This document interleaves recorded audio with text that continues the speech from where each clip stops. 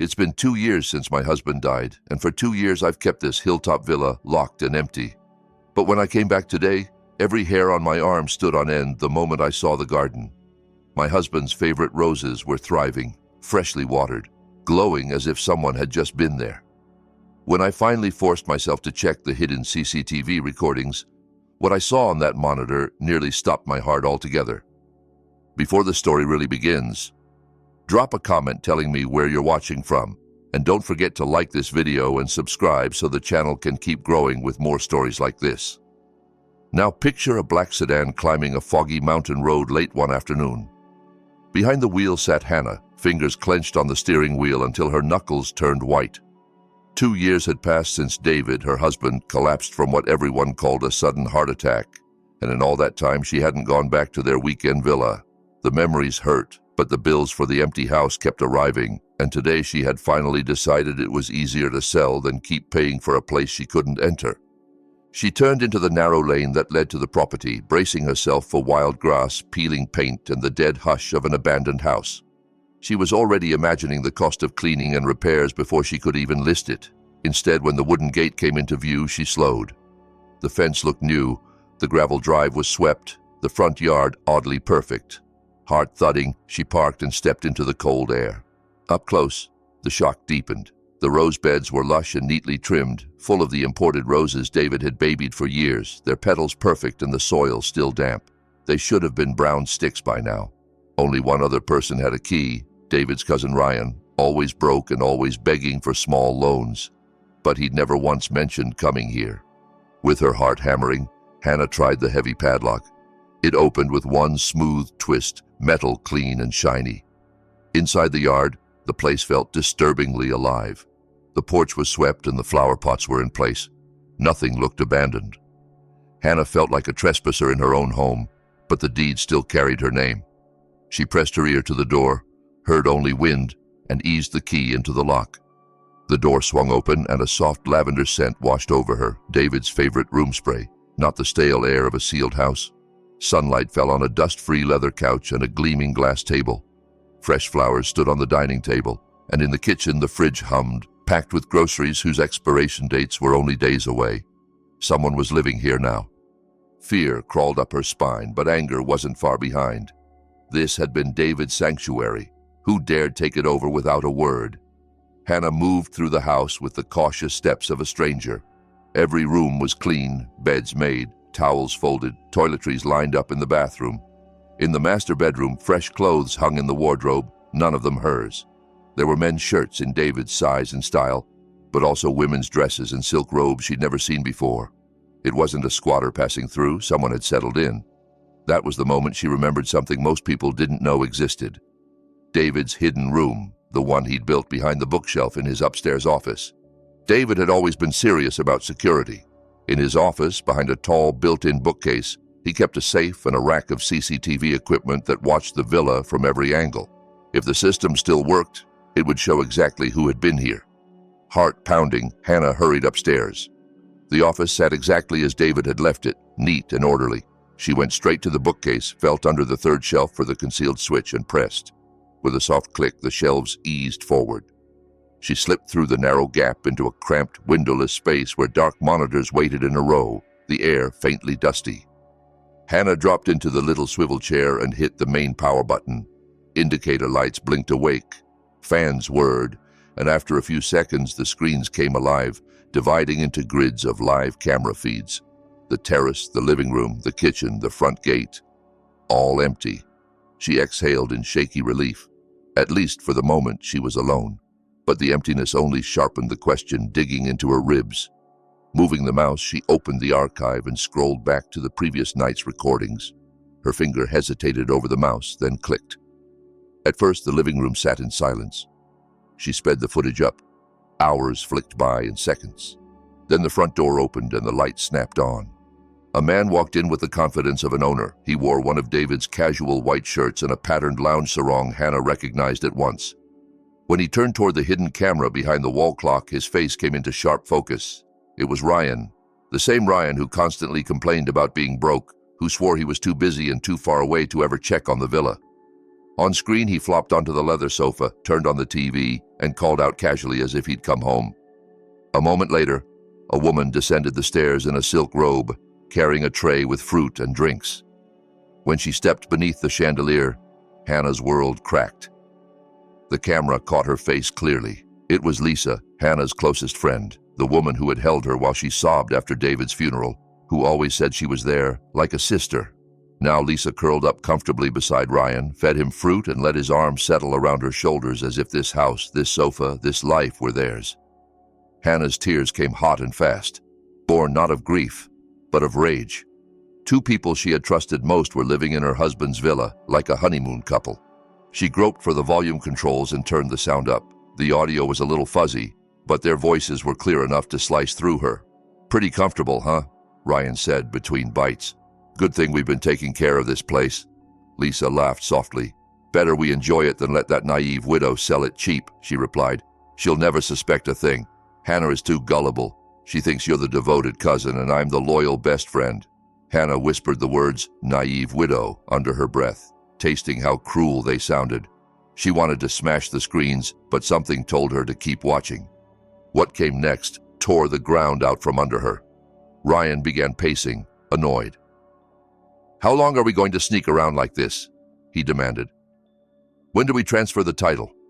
I'm sick of pretending to be broke in front of her."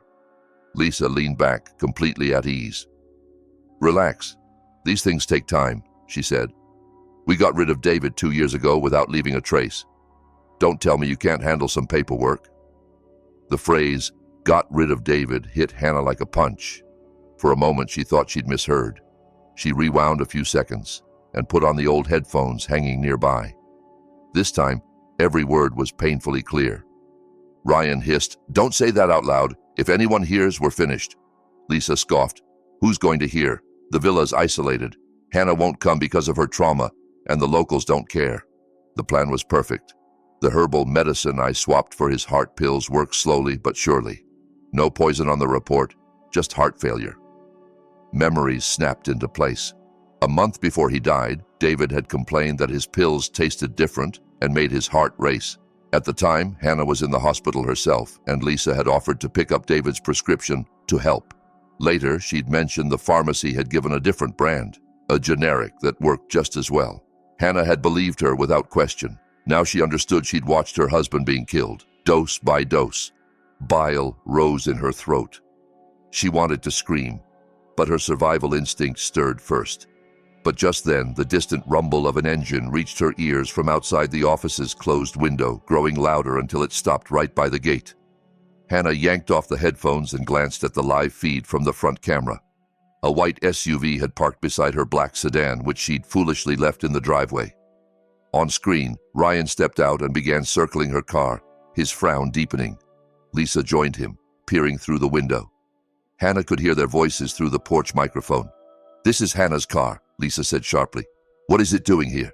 Panic fled on Ryan's face. "She must be inside. She can't see us here. Find her," he snapped. "Now." Hannah's stomach dropped.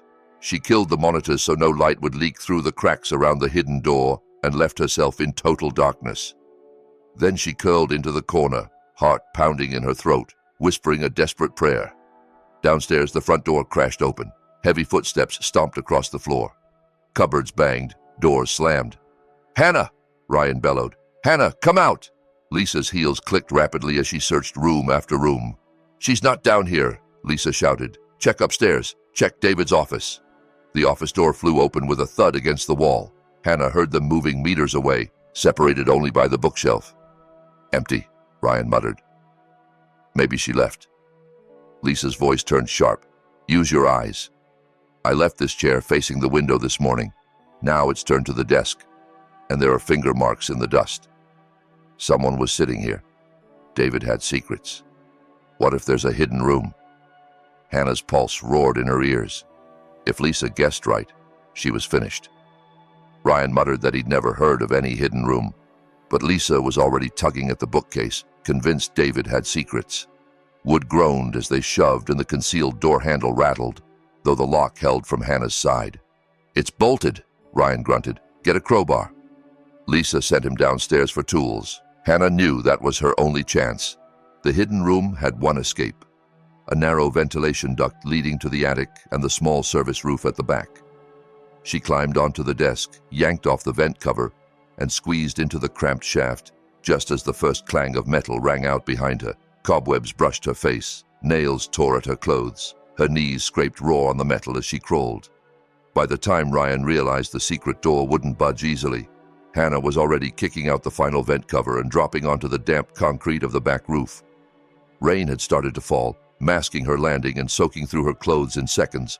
Her legs screamed with pain, but she scrambled to her feet and hurried down the narrow metal stairs into the side garden. The rose bushes grabbed at her clothes and shredded her palms with thorns as she forced her way through. Then she hauled herself over the lower side fence, hitting the road hard enough to scrape her knees. She didn't look back.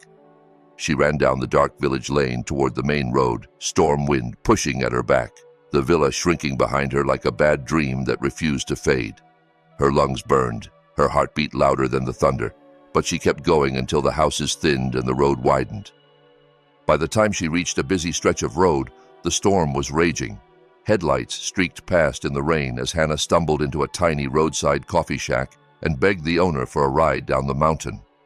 A local rider took her to a cheap guest house off the main road.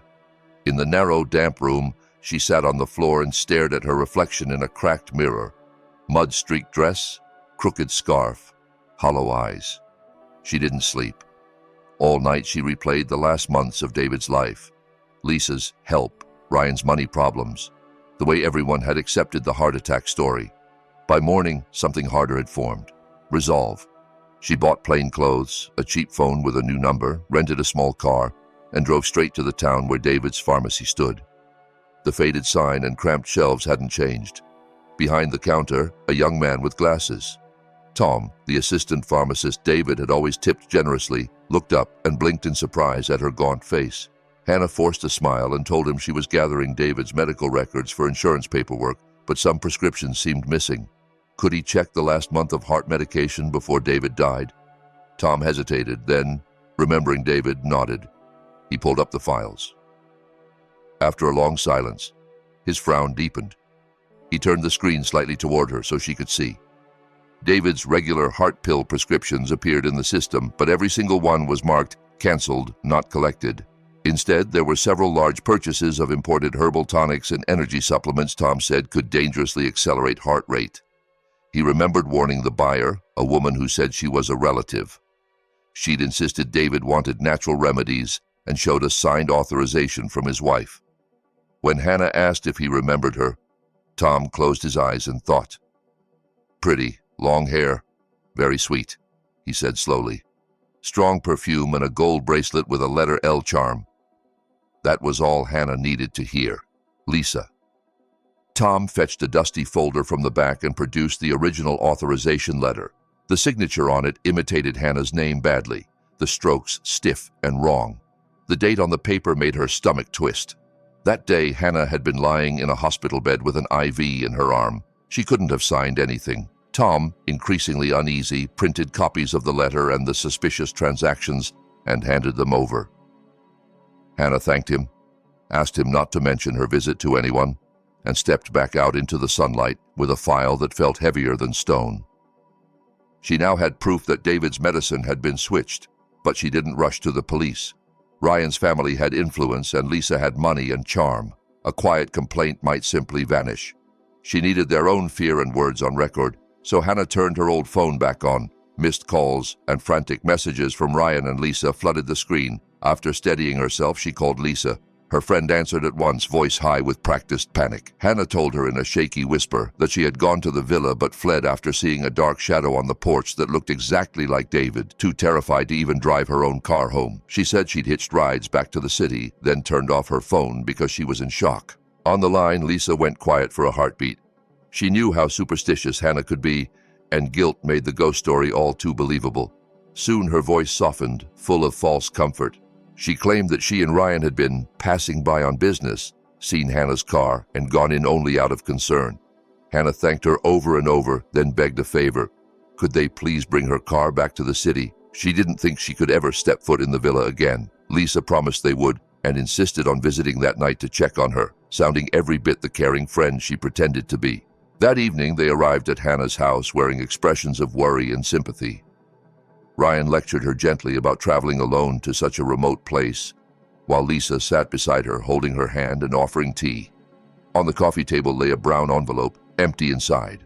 On the front, Hannah had written in red marker, "Witness, 14th March, the date of David's death." Ryan's gaze snagged on it and his face tightened. "What's this?" he asked. Hannah glanced over and shrugged. "No idea. Someone shoved it through the mail slot this morning. I haven't opened it. Probably junk." Lisa, bringing in cups, saw the words and almost spilled the tray. One quick look passed between her and Ryan. Full of fear, Hannah pretended not to notice. After they left, Hannah used the anonymous new number to send Ryan a single text. "Those herbal pills were bitter, weren't they? I saw you both at the pharmacy that day." As soon as it delivered, she turned the phone off. In their car, Ryan pulled over and shoved the screen at Lisa. Panic and suspicion exploded between them. Who knew? The pharmacist? A neighbor? Hannah herself? Over the following days, more brief, chilling texts arrived, always from the same hidden number, always hinting at things only a witness or accomplice could know. The forged letter, the nights in the villa, the switched pills. Every time the phone went dark afterward, Ryan grew paranoid, flinching at every ring. Lisa quietly began planning her own escape, convinced that the safest plan was one that didn't include Ryan at all. They agreed on one thing. They needed a lot of cash, fast. If the mysterious sender wanted money, they'd have to pay. If they wanted to disappear, they'd need a different life somewhere far away. The only big asset left was the villa itself and the stash of gold bars David had once half-jokingly admitted he'd hidden in the strongest wall in the house. Ryan was obsessed with that idea. One night, after yet another unsettling message, they decided to drive up to the villa, break open the wall, and dig out the gold. They didn't know Hannah had long ago installed a tracker on Ryan's phone, and that from her living room she watched their shared location blink slowly toward the mountains. Greed, she thought, was the leash that would lead them back into the trap. She reached the villa first in a rented car, slipped in through a back service door, and settled into the hidden control room. David's old smart home system lit up on the monitor. Locks, lights, shutters, speakers, security cameras. Hannah waited until the white SUV pulled into the yard and Ryan and Lisa let themselves in. From the cameras, she watched them argue about which part of the living room wall hid the safe. When their bickering reached a peak, she flicked the main power off. The house plunged into darkness. Lisa screamed. Ryan fumbled for his phone flashlight. Before he could suggest checking the fuse box, a gentle strand of classical music floated down from upstairs, the piece David had loved most. Hannah turned on a diffuser in the hallway, releasing David's favorite cologne into the pitch-black air. Lisa pressed herself against Ryan, whispering that she could smell him. Ryan's bravado cracked. When he kicked open the bedroom door, the music cut off and silence settled, except for David's old cane chair, rocking slowly by the window, though the windows were shut tight. Lisa fled, sobbing. Downstairs, she found a white envelope sitting in the middle of the table where there had been nothing minutes earlier. Inside was a fake medical report naming aconite as the true cause of death and a scrawled line at the bottom, "The witness will speak." As Ryan read it, Hannah remotely lowered the heavy metal shutters over the doors and windows. The villa sealed them in like a trap. All night they huddled together, jumping at every creak. Hannah fed them just enough ghostly noises and fragments of David's laughter to keep their nerves raw. At dawn, she lifted the shutters and restored the power, and they bolted, abandoning the idea of gold for the moment. Terror had shredded whatever trust remained between them. Lisa had already stolen the original villa deed from Ryan's apartment and hidden it in her handbag, leaving him a convincing fake. Using her own phone, she arranged a secret cash sale with a shady buyer, planning to disappear with the money and leave Ryan to face whoever was haunting the villa. Through the tracker app, Hannah read every message Lisa sent to the supposed buyer and smiled. Within minutes, she texted Ryan from the anonymous number. "Your partner's selling you out. Warehouse, Rawa Street, 10 a.m. Don't let her walk away with your gold." At the next red light, Ryan checked Lisa's bag, found the real deed, and exploded. In a blur of shouting and denials, he dragged her to the warehouse to confront a confused buyer Hannah had hired as an actor, then tried to shove her back into his SUV when she panicked. She fought free and scrambled behind the wheel. He smashed a side window with a wheel brace. She stamped on the gas. The chase that followed down an empty industrial strip ended in a sickening crash as Lisa lost control and hit a tree. Hannah had already called the police, reporting a violent accident and a man threatening a wounded woman. With sirens growing louder, Ryan panicked. He yanked Lisa from the wreck and shoved her into a battered pickup truck he'd found with keys in the ignition. In his scrambled mind, there was only one safe place left to run, the villa with its thick walls and hidden safe. Back on the hill, he drove the truck straight over David's roses and into the yard, dragged Lisa inside and barricaded the front door with furniture. Then he attacked the living room wall with a hammer and crowbar until a black steel safe emerged from the broken plaster. Laughing with desperate triumph, he began guessing codes. Birthdays, anniversaries, the date of David's death. Each attempt flashed red and locked him out. In darkness once more, with thunder rolling overhead, Hannah played a recording of David's voice through the speakers, talking about building the villa for his family, not for traitors. She told them the gold was there, but only someone who remembered the happiest day of my life would know the key. With Lisa's trembling reminder about the rainy Valentine's Day when David first met Hannah, Ryan finally punched in the right numbers. The safe clicked open. Inside, instead of gold, sat a single tablet. Its screen lit up to show Hannah's face, live, speaking through the speakers. She calmly told Ryan that any real savings had been moved to the bank years ago. He'd been too late from the beginning. Roaring, he smashed the tablet and charged upstairs with the crowbar to hunt her down. Hannah triggered the fire safety gas, filling the stairwell with choking white clouds, then stepped into view at the top of the stairs once the air began to clear. She pointed at the tiny red lights on the security cameras and told Ryan exactly what she had done. From the moment the power came on, the system had been streaming live to David's company lawyers, to their extended family, and directly to the police. Ryan froze as sirens wailed closer outside. In a hoarse rage, he screamed that yes, he had killed David, that he had ordered Lisa to swap the medicines because David was selfish with his money. Every word went out live. When Ryan finally tore open the barricaded front door to flee, he was blinded by police floodlights. Officers were already in position, weapons trained. Seconds later, he lay face down in mud, handcuffed beside the rose beds he had crushed. Paramedics carried Lisa out on a stretcher. She reached a hand toward Hannah and mouthed an apology. Hannah simply said, "In this life, you pay what you owe," and turned away as they were driven off to face a different kind of court. The rest moved quickly. The live stream Hannah had triggered spread online within hours. News channels replayed Ryan's shouted confession and clips of him and Lisa living in the stolen villa. Public outrage exploded. At the station, Detective Harris sat each of them down in turn. Faced with the video, pharmacy records, Tom's testimony about the forged letter, and the recovered pill bottles still laced with aconite, they had nowhere to run. Ryan tried to blame Lisa. Lisa, feeling betrayed, dumped every detail of Ryan's gambling debts and threats on the table. The more they clawed at each other, the more complete the case became.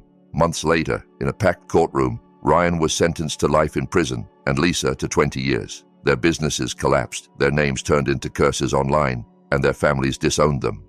Hannah attended only the last session of the trial. She didn't cheer when the sentences were read. She simply let herself breathe. David's death finally had its true name. Murder, not fate. And the people who had mocked her as a naive widow were going to spend most of their lives behind bars. After court, she drove back to the hilltop.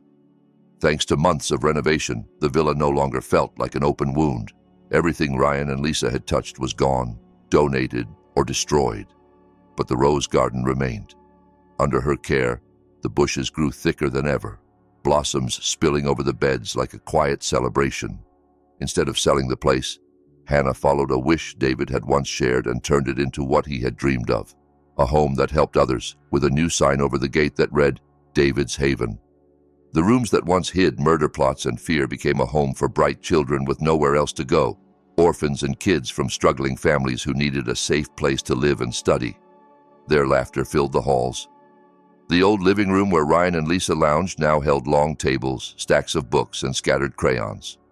One soft evening, as a cool breeze moved through the roses, a little girl ran up, placed a freshly picked white rose in Hannah's hand, and smiled. "For you," she said shyly. Hannah felt something in her chest unwind at last.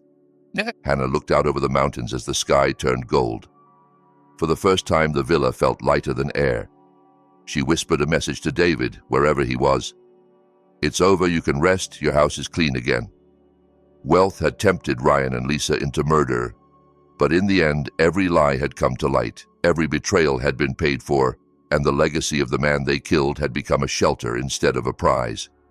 If you've stayed with me until the end of Hannah's story, tell me in the comments what you think justice means in a case like this.